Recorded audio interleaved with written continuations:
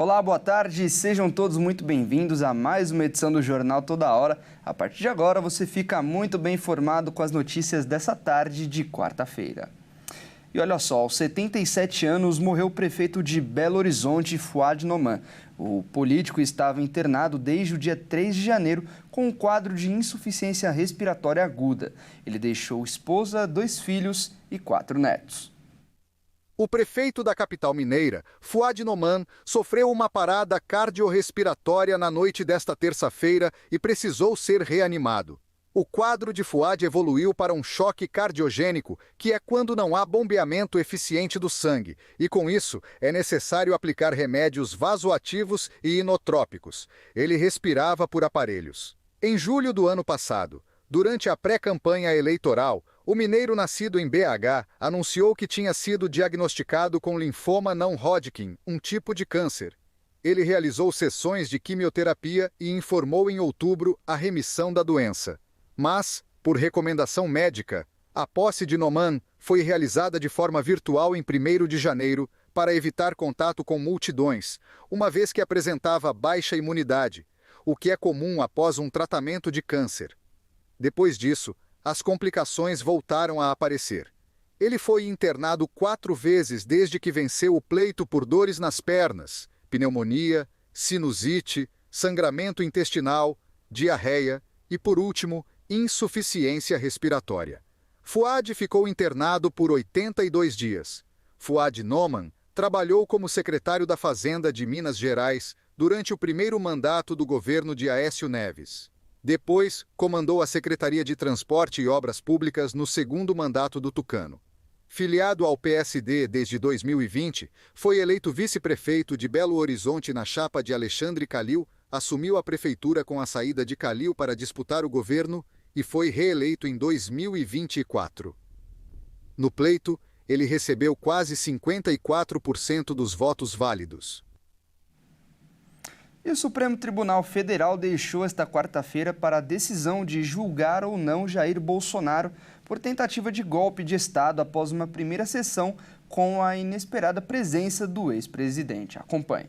A primeira turma do Supremo Tribunal Federal deixou para esta quarta-feira a decisão de julgar ou não Jair Bolsonaro por tentativa de golpe de Estado. Esta terça-feira, primeiro dia do julgamento da denúncia de tentativa de golpe que envolve o Bolsonaro e outros 7 denunciados, foi dedicada às primeiras etapas do processo, sem discutir ainda o mérito da denúncia. O ministro Cristiano Zanin suspendeu a audiência até quarta-feira às 9h30, quando a denúncia da Procuradoria-Geral da República será votada. Segundo essa acusação, o ex-presidente liderou uma organização criminosa que planejou impedir a posse do presidente Lula. Bolsonaro, de 70 anos, foi o único dos acusados a comparecer ao tribunal em Brasília para a sessão. Ele ocupou um assento na primeira fila. Trata-se da maior perseguição político-judicial da história do Brasil, motivada por inconfessáveis desejos, por vaidades e por claros interesses políticos de impedir que eu participe e ganhe a eleição presidencial de 2026, escreveu Bolsonaro em mensagem enviada a aliados pela manhã. Bolsonaro, que espera poder concorrer à presidência em 2026, apesar de estar inelegível, enfrenta acusações que podem lhe render uma pena acumulada de cerca de 40 anos de prisão. O ex-presidente foi acusado formalmente em fevereiro por golpe de Estado, tentativa de abolição violenta do Estado Democrático de Direito e organização criminosa armada, entre outros crimes. E olha só, os gastos dos brasileiros no exterior diminuíram no mês de fevereiro, mas chegaram ao maior nível para o mês desde 2014. Os turistas brasileiros desembolsaram quase 9 bilhões de reais fora do país. Os brasileiros que viajaram para fora do país em fevereiro gastaram mais de 1,5 bilhão de dólares, o equivalente a 8 bilhões 980 milhões de reais. O valor representa o maior nível das despesas no exterior para o mês dos últimos 11 anos. Os dados constam das estatísticas do setor externo, divulgadas pelo Banco Central.